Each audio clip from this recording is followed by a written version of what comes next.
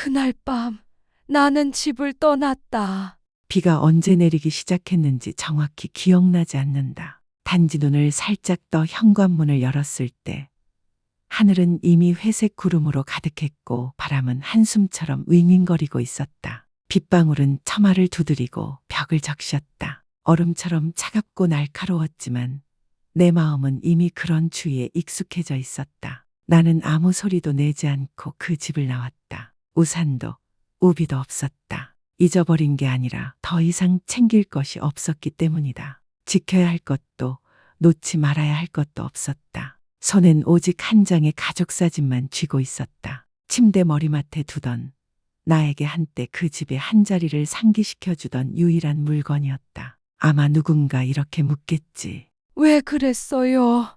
왜 폭풍우가 몰아치는 밤에 그림자처럼 사라지다가니?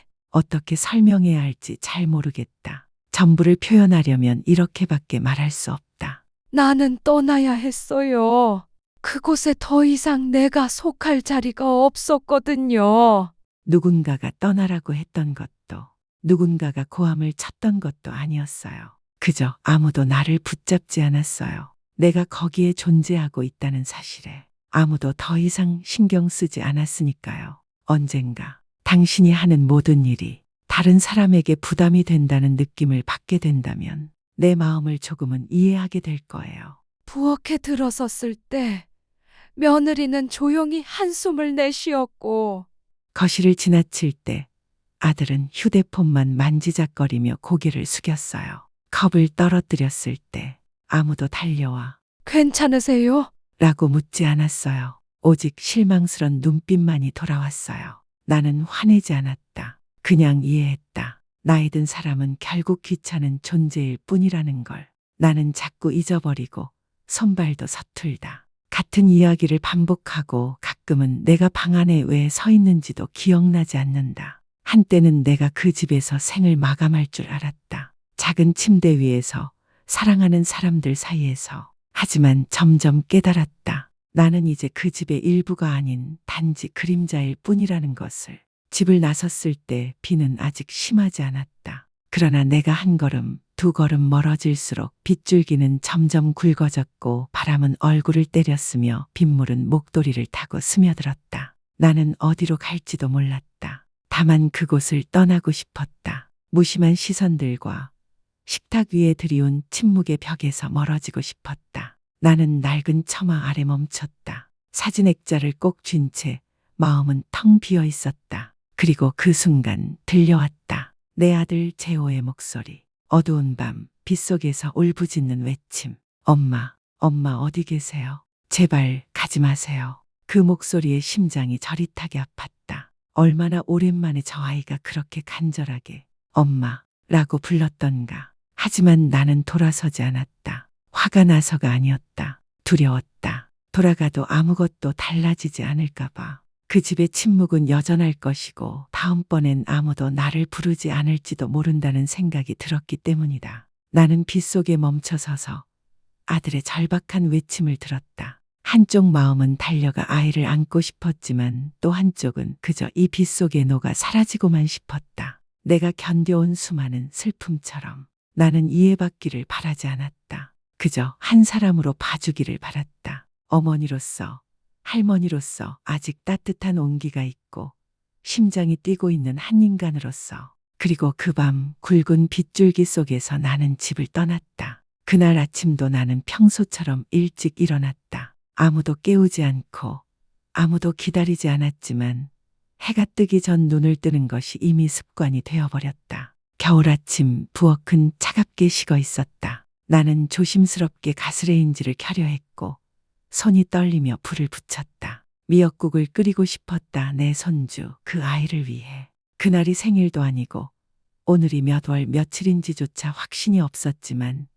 예전에 그 아이가 미역국을 좋아한다고 했던 게 문득 떠올랐다. 혹시라도 아침밥상에 미역국이 올라오면 집안 분위기가 조금은 달라지지 않을까 싶었다. 김이 올라오고 내 안경은 서서히 뿌얘졌다. 안경을 벗어 닦으려 했지만 손은 젖어 있었고 옷자락은 차갑고 더럽기만 했다. 냄비를 확인하려 허리를 숙였을 때는 이미 물이 거의 다 졸아 있었고 타는 냄새가 퍼지기 시작했다. 그리고 뚜껑이 손에서 미끄러지며 바닥에 떨어졌고 쨍그랑 소리가 울렸다. 나는 허리도 제대로 못 숙였는데 누군가 급히 다가오는 발소리가 들렸다. 그리고 며느리의 목소리가 높지도 소리치지도 않았지만 날카롭게 꽂혔다. 또 냄비 태우신 거예요. 저 방금 부엌 닦았단 말이에요. 나는 무슨 말을 해야 할지 몰랐다. 그저 미안하다 고 말하고 싶었을 뿐인데 목이 메어 나오지 않았다. 냄비를 내리려 손을 뻗었지만 며느리는 그것을 낚아채듯 빼앗았고 금속이 싱크대에 부딪히며 쾅 하는 소리가 울려 퍼졌다. 이렇게 해서야 어떻게 같이 살 수 있겠어요. 아침 한 끼도 제대로 못 먹겠네요.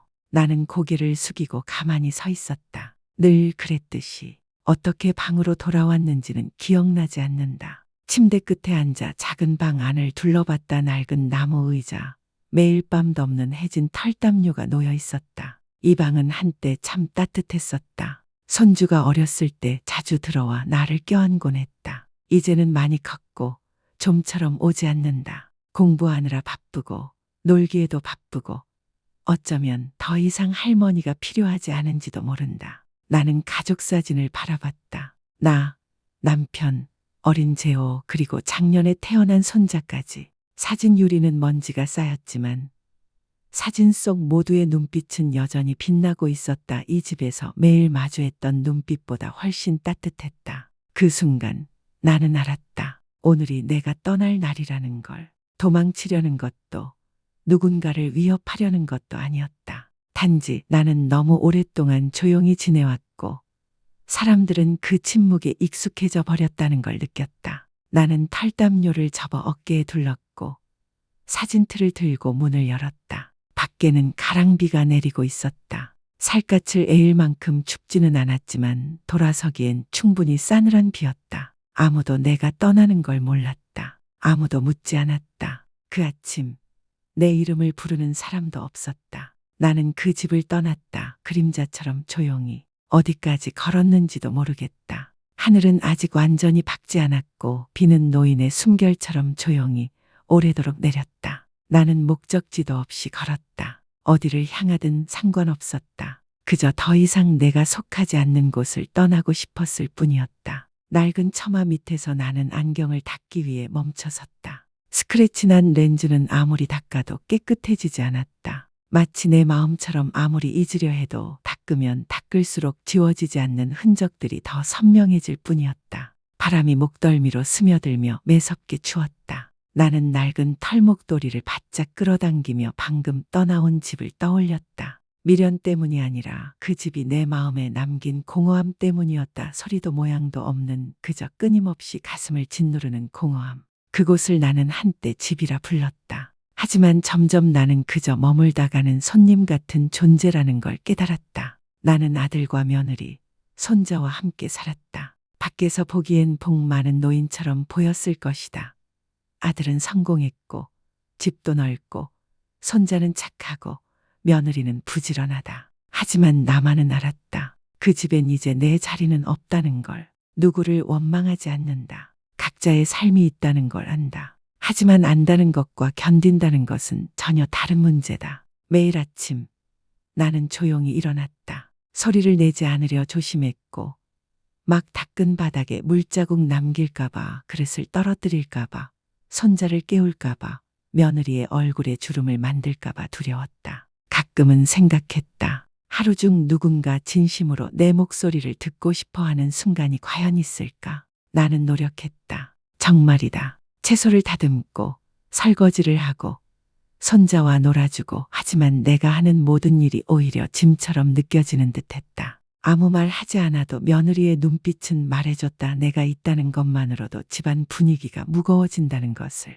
그리고 내 아들 재호, 그는 한 번도 내게 소리친 적 없다. 겉으로는 항상 공손하고 점잖았다. 하지만 그 침묵이야말로 나를 가장 아프게 했다. 내가 책망을 들을 때 그는 방어하지 않았다. 내가 조용히 방으로 물러나도 묻지 않았다. 내가 냄비를 태우고 바닥을 더럽히고 손자가 울게 해도 그는 그저 한숨을 쉬며 마치 낡은 가구처럼 나를 지나쳤다. 그래서 나는 점점 스스로를 숨기게 되었다. 복도 끝 작은 방이 내 세상이 되었다. 작은 침대 하나, 낡은 옷장 하나, 오래된 사진 몇 장, 그리고 아침 뉴스가 흘러나오는 조그만 라디오. 아무도 그 방에 들어오지 않았고 들어올 필요도 없었다. 하지만 적어도 그 안에선 나는 누구에게도 짐이 되지 않았다. 그리고 오늘 아침 낯선 처마 밑에 서 있는 그 순간 나는 깨달았다. 나는 단지 한 집을 떠난 것이 아니라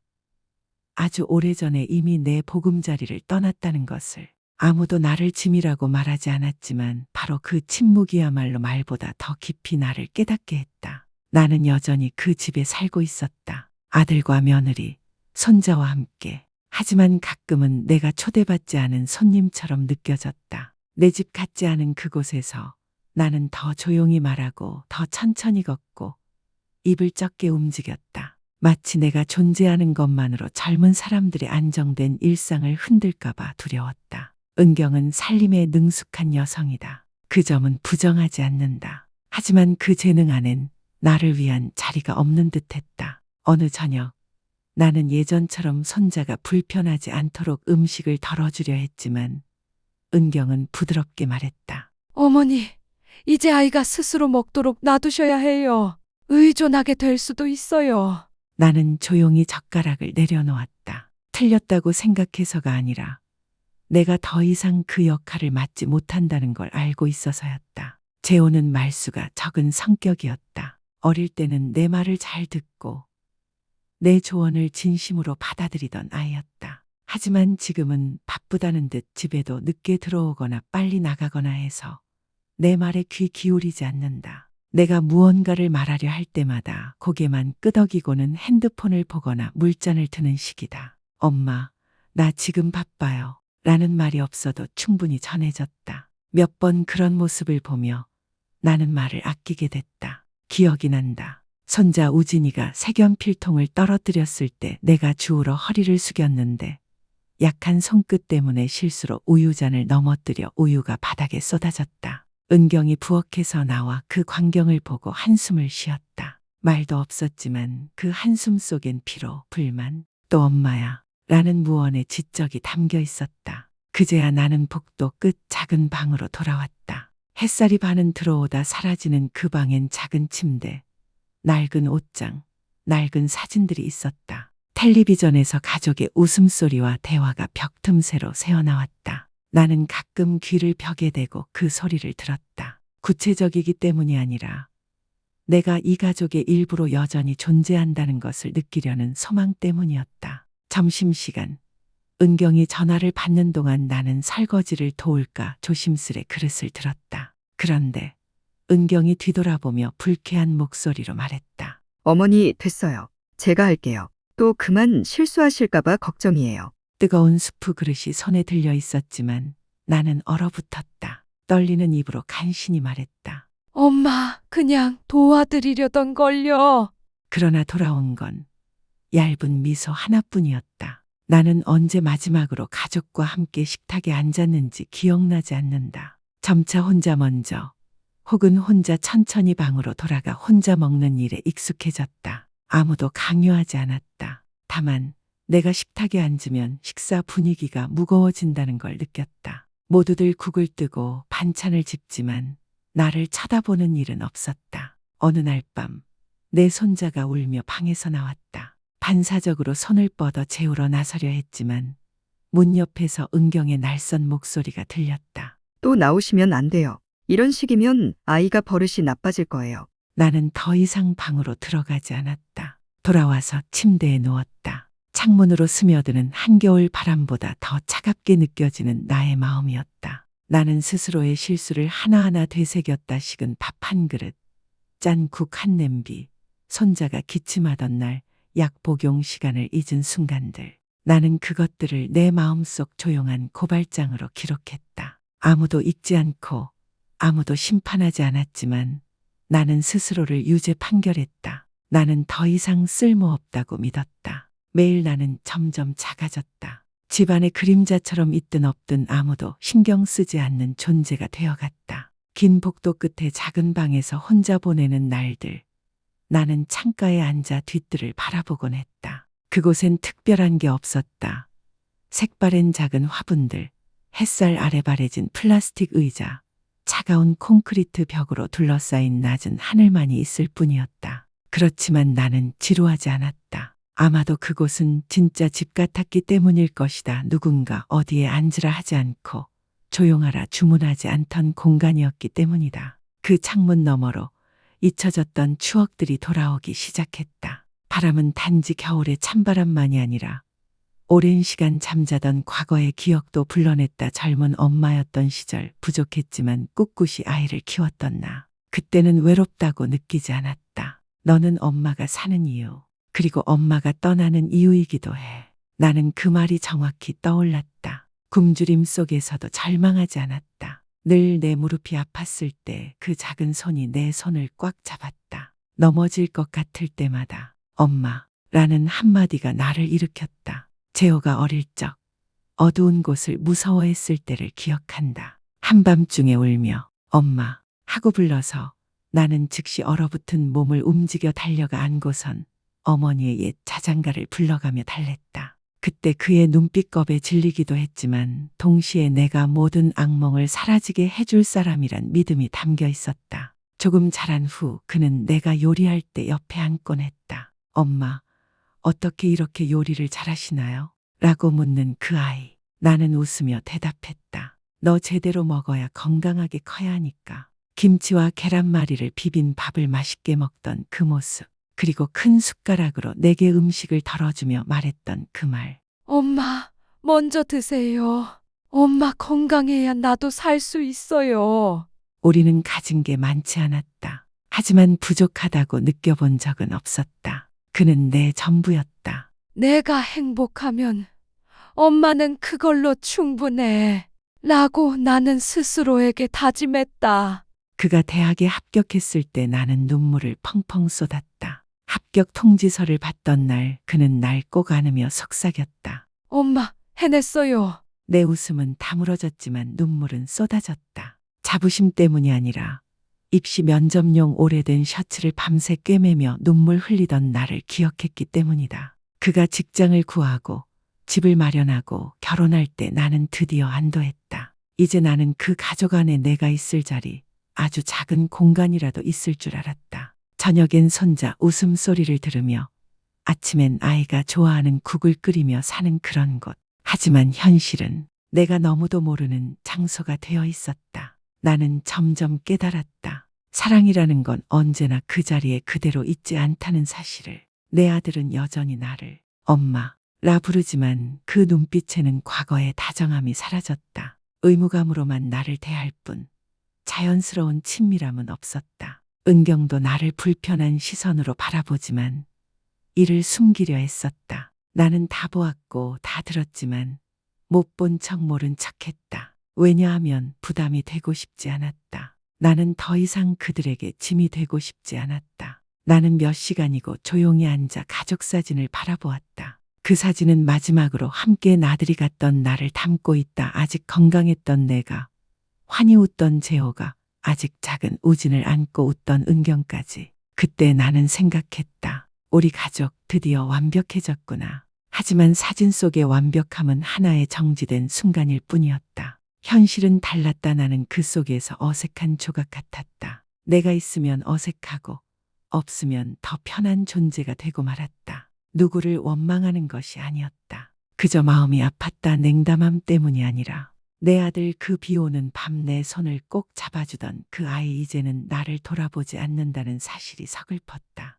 나는 정말 노력했다. 하루만 더 참고 버텨보자고 마음먹었다. 언젠가 아들이 다시 웃으며 손주가 나에게 달려와 안고 며느리가 진심으로 엄마라 부르길 바랐다. 하지만 그건 아마 아무도 기억조차 하지 않는 과거의 일부였다. 나는 매일 아침 제일 먼저 눈을 떴다. 습관이 아니라 잠을 이룰 수 없기 때문이었다. 꿈이 두려웠다. 아들이 어렸을 때 배가 아프다 부를 때 엄마 품에 파고들던 기억. 깨면 내 옆엔 찬 서늘한 이불, 차가운 베개만이 있을 뿐이었다. 나는 조심스레 움직였다. 모두를 깨우지 않기 위해 조용히 약을 구하고 차를 마시고 누군가 방해받지 않기를 바라며. 하지만 어느 순간 차 한 방울을 쏟거나 국이 넘칠 때마다 등 뒤에 느껴지는 한숨 소리가 있었다. 나는 원망하지 않았다. 이제는 그럴 힘도 없었다.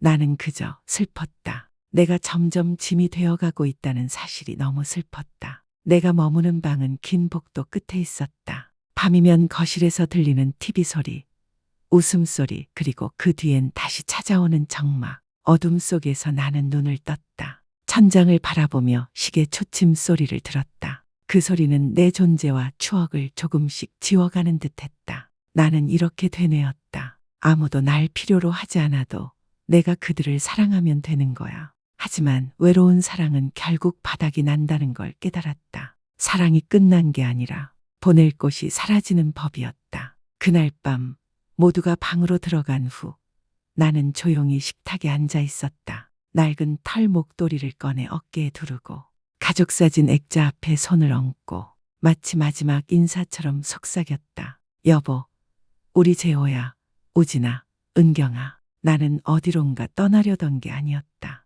단지 언젠가 집이라 생각했던 곳에서 이제는 떠나야 한다는 걸 알았을 뿐이었다. 문을 열자 비가 내리기 시작했다. 첫 빗방울이 내 어깨 위 그 옷자락을 적셨다. 어린 날 내 손주에게 덮어주던 이불처럼 부드럽고도 낡았지만 따뜻했던 기억이었다. 나는 비가 두렵지 않았다. 내 아이를 데리고 병원 앞에서 기다리던 밤, 학교 앞에서 우산도 없이 서 있던 날의 기억처럼 나는 빗속을 걸어도 좋았다. 하지만 이번에는 비가 내리는 가운데 아무도 곁에 없었다. 그리고 나는 더 이상 우산을 씌워줄 사람조차 없었다. 나는 뒤돌아보지 않고 걸었다. 단 한 가지, 알고 싶었다. 내가 사라지면 누가 나를 기억할까? 집에 도착했을 때 비는 쏟아붓듯 쏟아졌다. 습한 재킷, 흐트러진 머리, 나는 문을 밀고 들어섰다. 거실에서 나온 차가운 노란빛만이 나를 맞았다. 은경이 현관에 서 있었고 추위에 떨며 비 속을 멍하니 바라보고 있었다. 나는 찡그리며 물었다. 왜 거기 있어? 엄마는 어디 계세요? 그녀는 고개를 돌렸고 흔들리는 눈길로 속삭였다. 엄마가 더 이상 폐를 끼치고 싶지 않다며 그리고 나가셨어요. 나는 얼어붙었다. 뭐라고? 은경은 침묵했고 나는 기다리지 않고 뛰어나갔다. 가슴이 뛰고 두 눈이 번쩍였다. 엄마의 방에 달려갔지만 텅 빈 공간만이 날 맞았다. 남은 것은 낡은 목도리 하나 그리고 가족 사진이 사라진 빈 자리뿐이었다. 나는 떨리는 손으로 집안 카메라를 켰다. 화면이 떠오르자 내 눈앞에 모든 장면이 펼쳐졌다. 엄마가 떨리는 손으로 미역죽을 끓이고 은경이 불평하며 냄비를 휙 뒤집고 엄마는 그저 조용히 국을 정리하고 고개를 숙였다. 마치 잘못을 한 아이처럼. 그리고 엄마는 낡은 목도리를 두르고 사진틀을 꼭 품에 안고 문을 연 채로 나가셨다. 쏟아지는 비 속으로. 나는 그제야 얼어붙었다. 내가 상상조차 못했던 일이었다. 엄마가 그토록 조용히 집을 떠나다니. 내가 아플 때 병원까지 손수 우산을 씌워주셨던 그분이 누구도 귀찮아하지 않으려 혼자 사라져 버렸던 것이다. 나는 문 밖으로 뛰쳐나가 비를 뚫고 외쳤다. 엄마 어디세요? 엄마. 내 목소리는 빗속에 묻혔고 진흙탕 위를 달렸다. 물방울이 얼굴을 때렸고 옷이 몸에 달라붙었지만 나는 아무것도 느끼지 못했다. 오직 한 가지 두려움만 있었다. 엄마를 잃는다는 두려움. 경찰이 도착했다. 나는 숨을 헐떡이며 애원했다. 제발 엄마가 길을 잃으셨어요. 치매가 있으세요. 길을 몰라요. 도와주세요. 그들은 동네를 나누어 수색했다. 손전등이 골목 구석구석을 비췄고 무전기가 울렸다. 동쪽 구역엔 아직 못 찾았다. 강가도 확인 완료. 계속 범위를 넓힌다. 나는 멈출 수 없었다. 뛰는 걸음마다 부르는 목소리마다 심장에 바늘이 박혔다. 비에 젖은 틈 사이로 엄마의 얼굴이 떠올랐다. 젖은 머리카락에 사진틀을 아는 손, 흐릿하지만 사랑이 담긴 눈빛. 나는 비를 뚫고 외쳤다. 엄마, 나야. 내가 잘못했어요. 제발 돌아오세요. 비는 계속 내렸고 밤은 여전히 어두웠다. 하지만 돌아갈 수 없었다. 엄마가 아직 찾이지 않았고 내 진심 어린 미안함을 돌려드리기 전까지는. 그러다 희미한 희망이 비쳤다. 센터 연락 왔어요. 동쪽 공사 처마 밑에서 할머니 한 분이 웅크리고 계신데요. 구급차 바로 출동.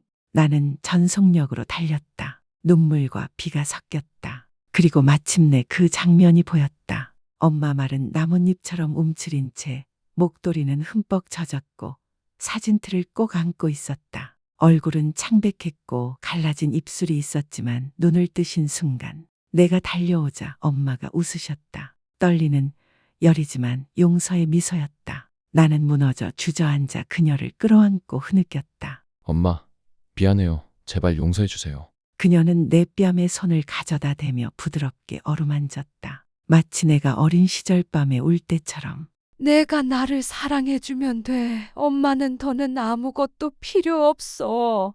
구급차 사이렌 소리가 가까워져 왔다. 나는 앉은 채로 그녀의 손을 붙잡고 마음속 오직 한 가지 다짐을 되뇌었다.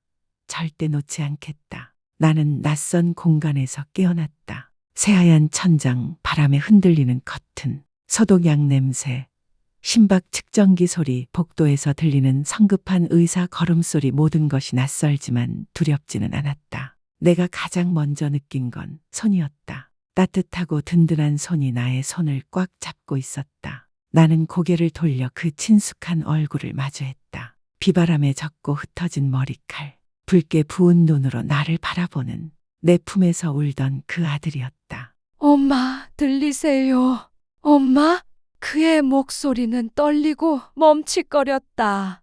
나는 미소 지었다. 아무 말도 하지 않았지만 내 손은 더욱 꽉 잡혔다. 그것으로 모든 대답이 되었다. 평생 말없이 그를 지켜봤다. 오늘도 같은 방법으로 그에게 말하고 싶었다. 화를 내지 않아. 원망도 없어. 다만 내가 내 곁에 있다는 걸 알았으면 해. 조용히 있던 문이 살짝 열렸다. 은경이 들어왔다. 그녀는 화장하지 않았고 날카로웠던 모습도 없었다. 오직 붉은 눈동자와 문가에서 흔들리며 서 있는 그 모습.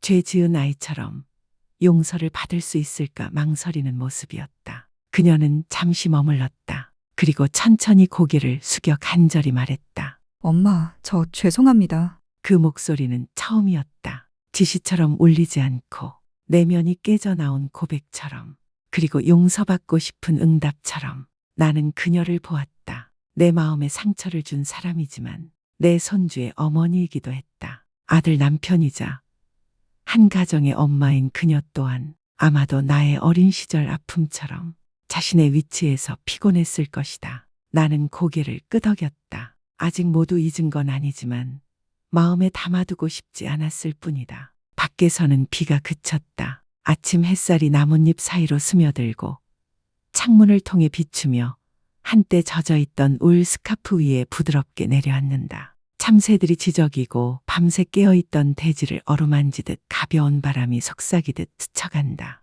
나는 아들을 바라보며 마치 예전처럼 아이를 재우던 밤처럼 속삭였다. 이젠 엄마가 더 이상 기다리지 않게 해줄래? 재호는 아무 말 없이 고개를 끄덕였다. 하지만 나는 그의 눈 속에서 보았다. 한마디의 약속, 깊은 결심, 그리고 마음 깊숙이 뿌리내린 참회의 감정을. 나는 살며시 눈을 감았다. 피곤해서가 아니라 이 순간을 간직하고 싶었기 때문이다. 여전히 내 손을 꼭 잡아주는 누군가가 있고 가족이 곁에 있으며 사랑이 아직 떠나지 않았다는 것을 느끼는 이 시간. 나는 거창한 무언가를 바라지 않는다. 누군가 나를 위해 기념비를 세우거나 울려 퍼지는 사과의 말을 듣고 싶은 것도 아니다. 그저 한 번의 따뜻한 눈길, 내밀어진 손, 진심 어린 안부 한마디면 모든 것을 용서할 수 있다. 나는 엄마다. 엄마란 언제나 그런 존재니까. 오늘 이야기를 끝까지 시청해 주셔서 진심으로 감사드립니다.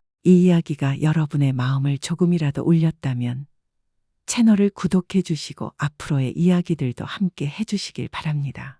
여러분의 작은 공유 한 번이 따뜻한 메시지를 더 많은 사람들에게 전할 수 있는 힘이 됩니다. 또한 시간이 되신다면 댓글로 감상, 추억, 혹은 짧은 인사 한마디라도 남겨주세요. 여러분의 모든 말씀이 저희에게는 큰 응원이 됩니다. 다음 영상에서 다시 찾아뵙겠습니다. 여러분 모두의 건강과 평안을 기원합니다.